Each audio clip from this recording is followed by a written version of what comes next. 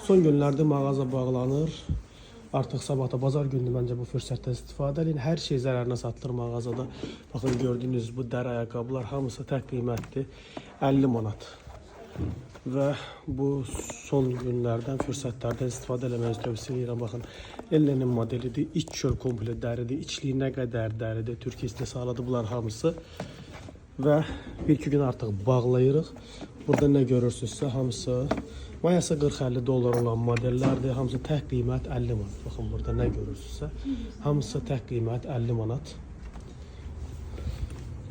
Ve bu fürsətlərdən istifadə edin. Bu modelleri 50 manattan əldə edin. O çox peşin bir modeldir. Təmiz təbii dəridir. Ve kişi modelləri isə burada gördüğünüz kişi modellerinde her biri tek kıymet 50 manatdır. İç çöl komple deri modellerdir. Modellerden artık çoktu. Ona göre mağazanı bağlayırıq diye. Nizamoğlu'nun birinci mərtəbəsini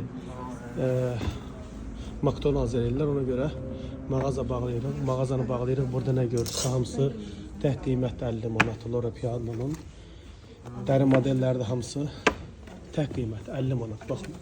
Bu içi deridir bunun.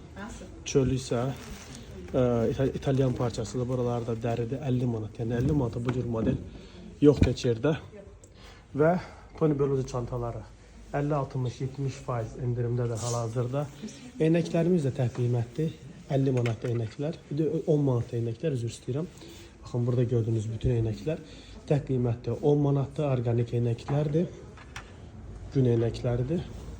Ve botlarımız 60 manatda. Bakın Toçina'nın botları da tek kıymetli.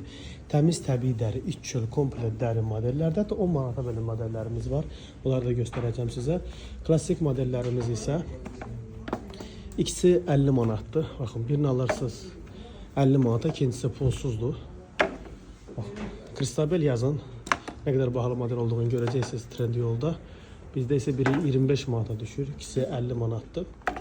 Gördüğünüz modellerin. Burada ise 1+1 modellerimiz var. 10 manata düşür biri. Bakın gördüğünüz bu model. Görürsünüz. Alırsınız bunu 20 manata.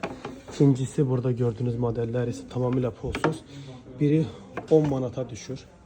Sport modellerimiz de burada. Birini alırsınız 50 manata. İkincisi tamamıyla pulsuz. Temiz təbii deri. İlvini modelidir. Mesela iç çöl komple deridir. Hamısı Türkiye istehsalıdır. Birinin 50 manata. İkincisi pulsuz. Biri düşür. Cəmi 25 manata. Buradaki botlarda bir alırsınız 60 manata, ikincisi tamamıyla pulsuz. Fürsətdir. Bundan yararlanın. Gəlin mağazamıza. Son günlerde sabahda bazar günüdür. Buyurun gelin ve bu fürsətlərdən yararlanın.